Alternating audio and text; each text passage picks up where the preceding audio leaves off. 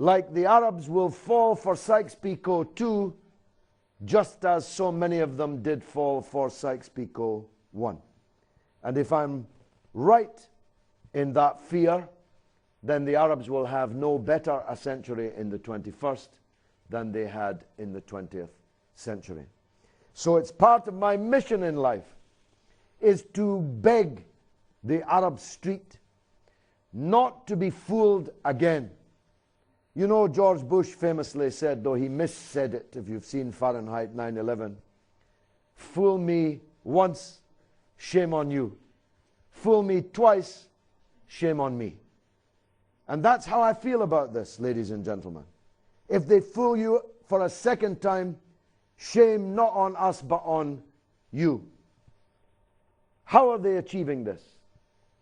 First of all, by completely exaggerating the importance of the differences between Sunni and Shiite Muslims, which are pre-existing, no doubt, which are ancient and historic, no doubt, which are serious at times, no doubt, theological, cultural differences, but not nearly as great as the differences between, say, the Arabs as a whole and Israel, or the Arabs as a whole and the imperial powers that are stealing the wealth of all the Arabs, whether they're Sunni or Shia. These differences which exist are being exacerbated deliberately, are being worked on by men who don't even know the difference between Sunni and Shia, would struggle even to find a dictionary definition for that difference. But what they know is if they support the Shiites here, they can achieve their goals and objectives, and if they support the Sunnis here, they can achieve their goals and objectives, and even better, they can make the Sunnis in this country feel that the Shiites in that country and vice versa are their enemies. Then eureka, you've done it again. As long as the Muslims are fighting each other, hating each other, fearing each other, they won't notice that their wealth is being stolen from underneath their noses, that their countries are being occupied, that foreign armies are literally present in their capital cities. Jerusalem is in the hands of a foreign army. The Arabs are doing nothing about it.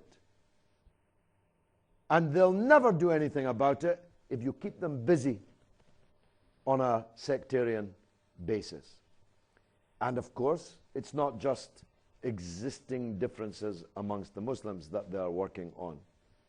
In Egypt, we're told, though anyone who's ever been in Cairo and sees the mosques and the churches cheek by jowl next door to each other, or who goes into a shop, says Salamu Alaikum, is answered Alaikum Salam by a Christian shopkeeper, would necessarily believe it. We're told that Egypt is fundamentally divided between Christians and Muslims. Neither should you fall for the canard that the West has a preference of one kind of Muslim over another. They couldn't give a damn.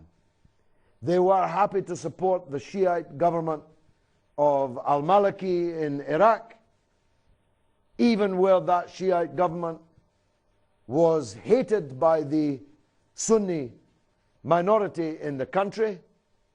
Equally, they'll support Sunni jihadists and encourage them in their quest to overthrow this or that regime on the basis that it is somehow heretic, somehow Shiite or Alawiyin or whatever.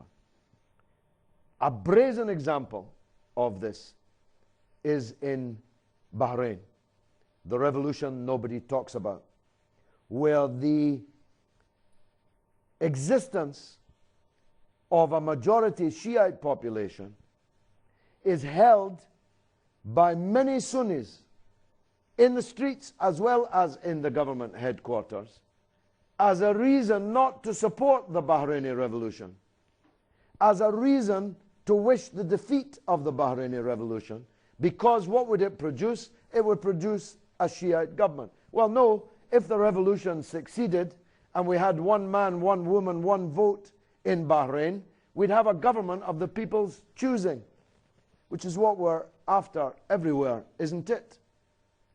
But when did you last see the Bahraini revolution on most of the Arab satellite channels, including those satellite channels that now carry virtually nothing except the Syrian revolution and the response, the reaction to that Syrian revolution?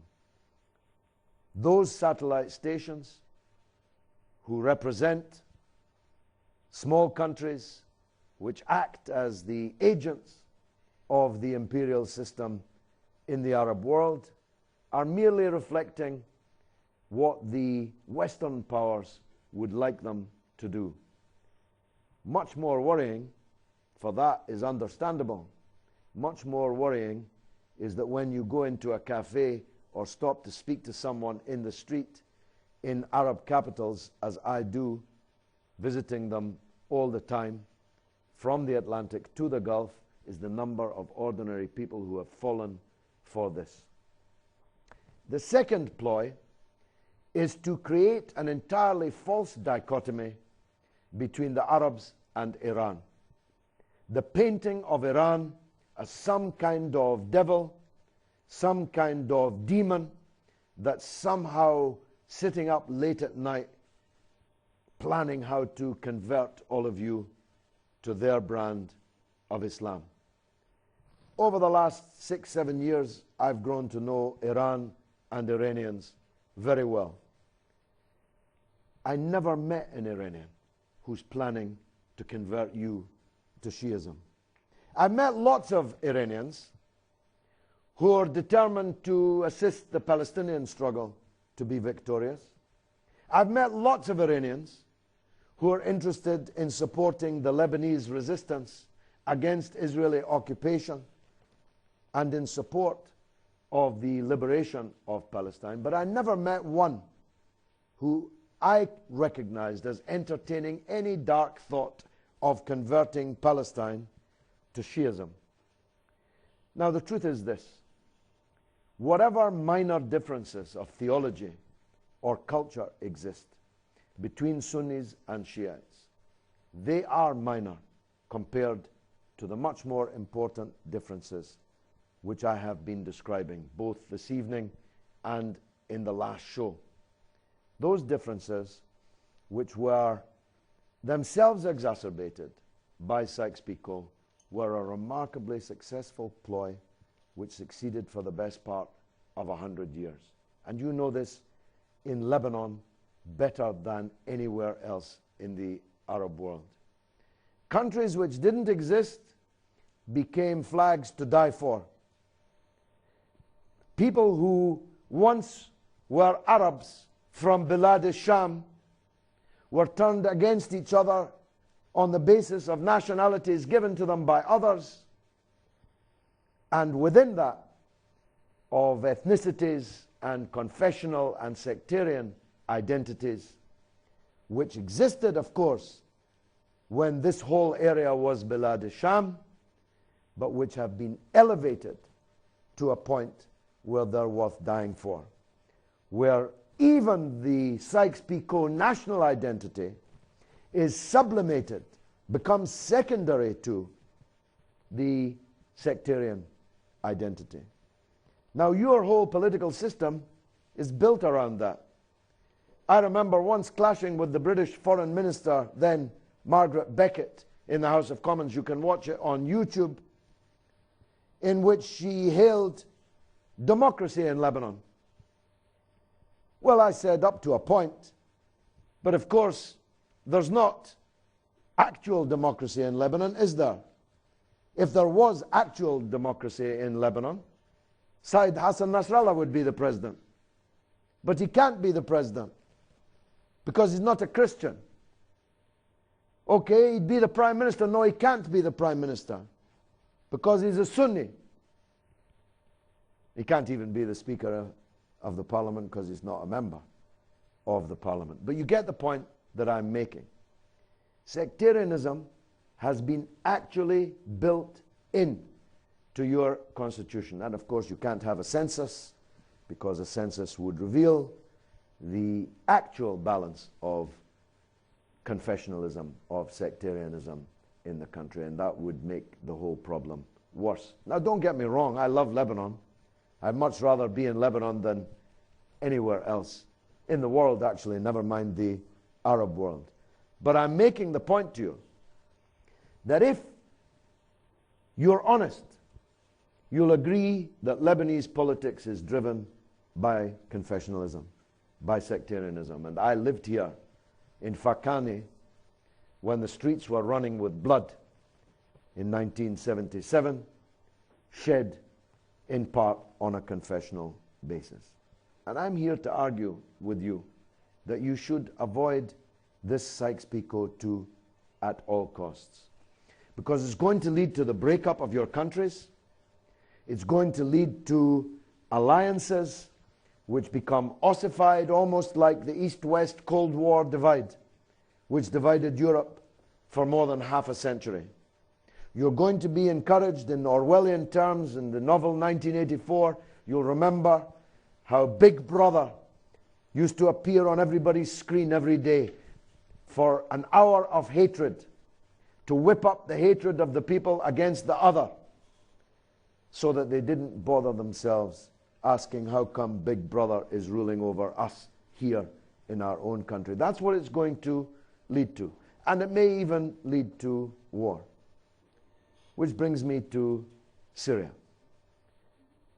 In my last show, you will have seen a very large number of people in the audience had become fixated upon the civil conflict in Syria, to the point that they were absolutely blinded to the blindingly obvious. People imagined, especially when I discussed it with them after the show outdoors, that Britain and America were intervening in Syria in the interests of human rights. How could that possibly be? Britain and America are the biggest supporters of dictatorship in the Arab world before and now. Some people thought that the reason for the enmity towards Syria was because it had one family rule. Well, every single member of the Kuwaiti cabinet has the same name. Every ruler in the history of Saudi Arabia comes from the same family. So it really can't be that, can it? It can't be because you have a minority religious sect which contains much of the power, or holds most of the power in Syria, can it? Because we are arming the dictatorship in Bahrain, where a tiny minority religious sect holds almost all of the power. It can't be, can it, for any of those reasons. The real reasons are that they want to bring down the Syrian regime because that regime doesn't follow their orders, won't surrender to Israel, won't kick out the Palestinian resistance from Damascus, won't end its relationship with the Lebanese national resistance, which remains the only Arab army ever to defeat Israel in military conflict, a victory which it could not have won but for that strategic alliance that it had with Damascus. They want to bring down the Syrian regime because it didn't play ball on the invasion and in the subsequent occupation of Iraq. So these people play these sectarian games. And even those currently benefiting from it should beware. People in the House of Commons who don't know where Saudi Arabia is on the map have approached me over the last year or so, and especially in the last few weeks, asking about the Hijaz and Najd. I was astonished. How do they even know these terms? Suddenly they learned these terms. Why? Because already they're thinking, maybe we have to divide what is called Saudi Arabia, and maybe we have to tell the Shiites in the eastern province that actually we might be prepared to support you having your own country because you've got all the oil. And we're not all that interested in Mecca and Medina, believe me. The West is very happy to leave that to the Arabs and the Muslims. What they are interested in is Saudi Arabia's wealth. And if it becomes unstable enough in Saudi Arabia, you'll discover a new love in the West for the oppressed Shiites in Saudi Arabia. Trust me on that. It's already beginning to happen. We'll hear about the oppression of the Shiites in the Eastern Province. We'll hear about the scandal that it is that they should be governed in the way by these Wahhabi fanatics. So nobody is safe from this kind of division. Nobody is safe from this kind of sectarianism. And what will be the result? Instead of 23 Arab countries, we'll have 33 or 43 or 63. We won't have countries at all. We'll have emirates like the one currently visible emerging in Libya after the NATO bombardment and the overthrow of the Gaddafi dictatorship. It would suit them well, because then they could divide and rule the Arabs for another 100 years most securely. Thank you very much. You have to know this. The West has no interest in Islam. The West has no interest in differences in Islam. The West has no differences between, no interest in the situation of Christians in the Middle East. We used to hear it in Lebanon. The West was supporting the Christians in Lebanon. But they're not supporting the Christians in Syria, who are terrified at the possible victory of an Al-Qaeda type insurrection there. They're not supporting the Christians in Palestine, almost all of whom have been given green cards to leave the country and forget it. Please don't think that they care about your religions. Please don't think that they care about your confession, your particular sect. They only care about continuing to own and control the Arab world because of the wealth which lies underneath it and because of the strategic importance which it holds and continues to hold. That's my case. I realize it's controversial, and I'm sure there's going to be lots of questions which I hope I can answer. But that comes after the break, after which, God willing, it's your turn. Assalamu alaikum.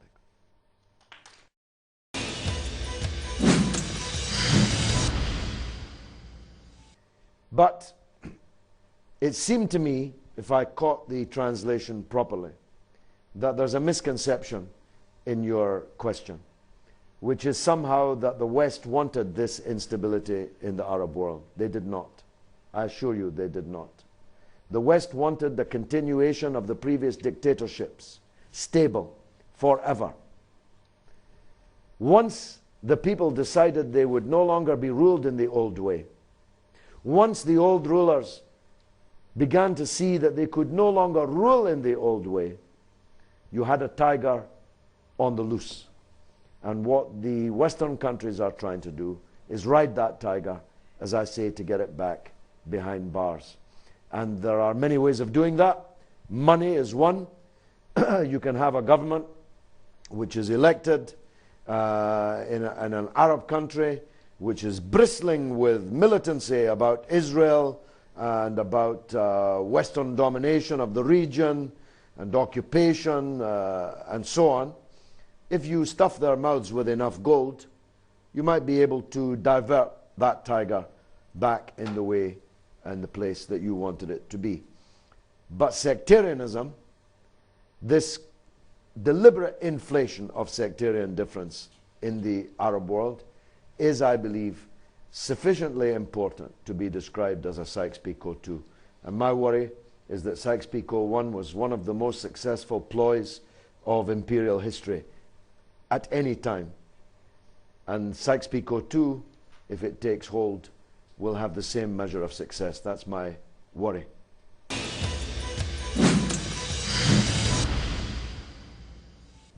Camila Majdoub. I'm a journalism student in the Lebanese International University.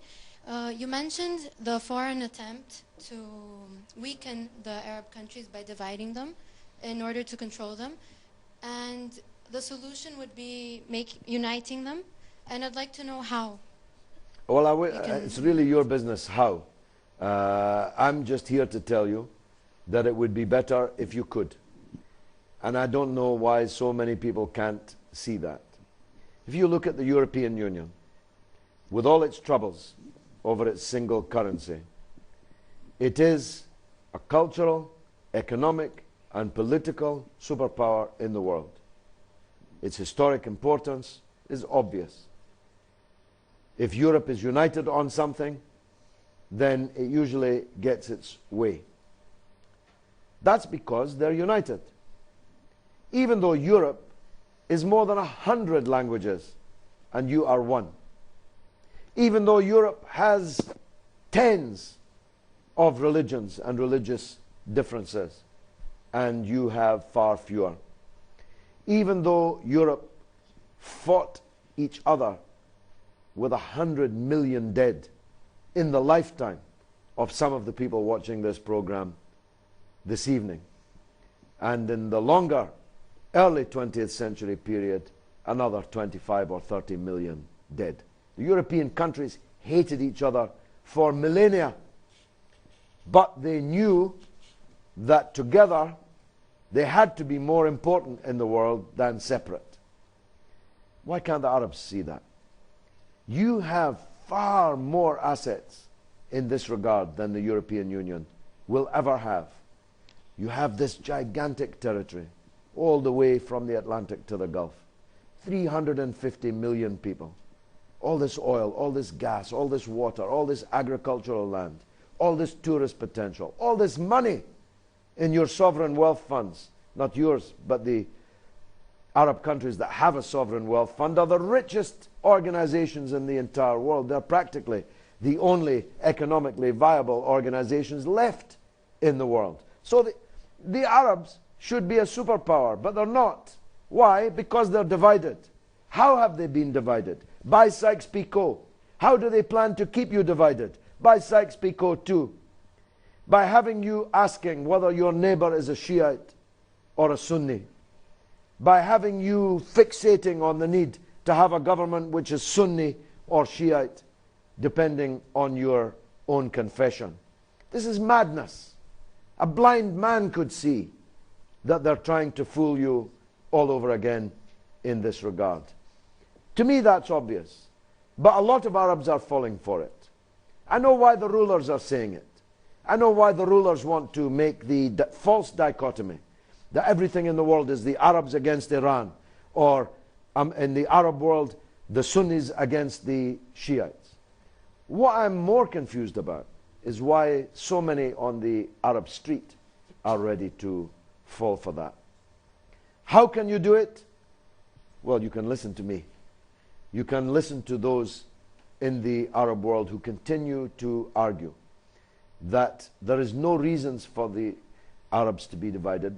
Just a few years ago, I met a 93-year-old man called Dabbas in Jordan.